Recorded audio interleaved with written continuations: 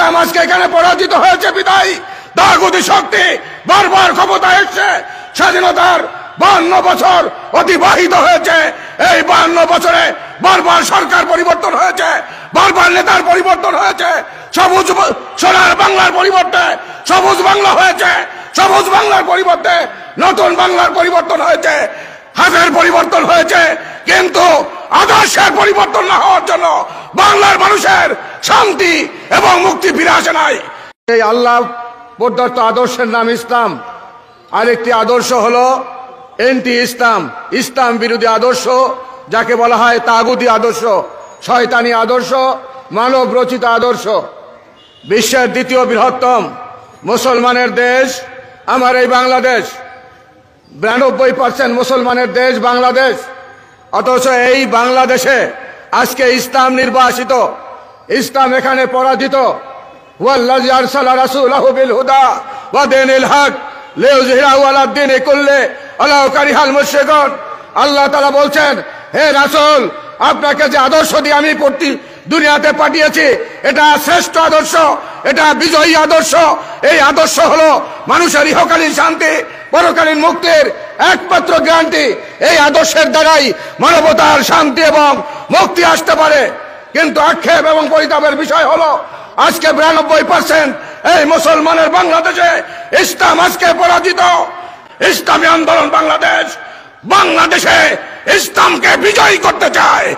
ইসলামী আন্দোলন বাংলাদেশ এই খেটে খাওয়া মানুষ তাদের অধিকারকে ফিরিয়ে দিতে চায়।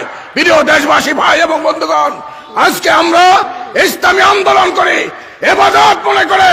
এই আন্দোলনের মাধ্যমে আমরা দেশের মানুষের খাদ্য, বস্ত্র, বাসস্থান, শিক্ষা এবং চিকিৎসার অধিকারকে আমরা ফিরিয়ে দিতে চাই। সংখ্যালঘু মুসলমান তাদের ধর্মকর্মের স্বাধীনতাকে আমরা ফিরিয়ে দিতে চাই। আজকে যারা এই ক্ষমতা আসেন তারা এই রাতারাতি আঙ্গুল ফুলে কলা গাছে পরিণত হয়েছে। বর্তমান সরকার একটা লুটেরা সরকারে পরিণত হয়েছে, আজকে ধর্ষকের সরকার পরিণত হয়েছে, সন্ত্রাসী লীলাভূমি আজকে আমার এই বাংলাদেশকে বানিয়েছে। দুর্নীতিতে আজকে বিশ্ব চ্যাম্পিয়ন হচ্ছে।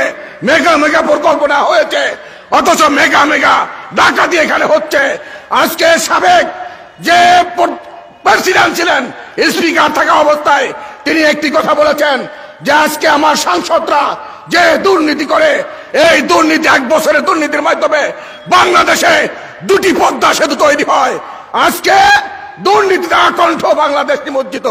এর থেকে পরিত্রাণ পেতে হলে বাংলাদেশের মানুষকে ঘুরে দাঁড়াতে হবে, ইসলামকে রাষ্ট্রীয়ভাবে প্রতিষ্ঠিত করতে হবে। প্রিয় ভাইয়েরা আমার, আজকে ইসলামী আন্দোলন বাংলাদেশ সেই কাজ করে যাচ্ছে। অতএব আপনাদের কাছে আমার উদাত্ত আহ্বান থাকবে, আমরা অনেক দল দেখেছি, বারবার তাদেরকে ক্ষমতায় পাঠিয়েছি, সবাই সন্ত্রাসের লীলাভূমি বানিয়েছে বাংলাদেশকে, দুর্নীতিতে বিশ্ব চ্যাম্পিয়ন বানিয়েছে। ইসলামী আন্দোলন বাংলাদেশকে ক্ষমতায় নিতে হবে, ইসলামকে বিজয়ী করতে হবে। প্রিয় ভাইয়ের আমার, দেশের অবস্থা ভালো না। দেশের আজকে যে অবস্থা হচ্ছে, জিজ্ঞাসার মতো অবস্থা সৃষ্টি হয়েছে। এই একদলীয় সরকার সে ক্ষমতায় থাকার জন্য আমারও নীল নকশা উপনীত হয়েছে, কিন্তু আজকে সকল দল এক এবং অভিন্ন হয়েছে। একটি জাতীয় সরকার করতে হবে, যে সরকারের মাধ্যমে আজকে একটি সুষ্ঠু নিরপেক্ষ নির্বাচন করতে হবে। সুষ্ঠু নিরপেক্ষ নির্বাচন যদি না হয় এই বাংলাদেশের পরিণতি ভয়াবহ হবে। অতএব ইসলামী আন্দোলন বাংলাদেশের পক্ষ থেকে আপনাদেরকে আমরা স্বনির্বন্ধ আবেদন জানাতে চাই, আসুন দলমতের উদ্দেশ্যে এই স্বৈরাচারী সরকারের বিরুদ্ধে তার পতন ঘটিয়ে একটি সর্বদলীয় সরকারের গঠনের মাধ্যমে একটি সুষ্ঠু নির্বাচন আমরা প্রতিষ্ঠিত করি। আমরা বলতে চাই, শাহেকের চর্বনায় শরীর থেকে রক্ত ঝরেছে, অতীত রক্তের বিনিময়ে অধিকার প্রতিষ্ঠিত হয়েছে।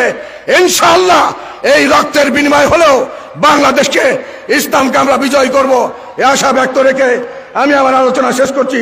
আমার আল্লাহ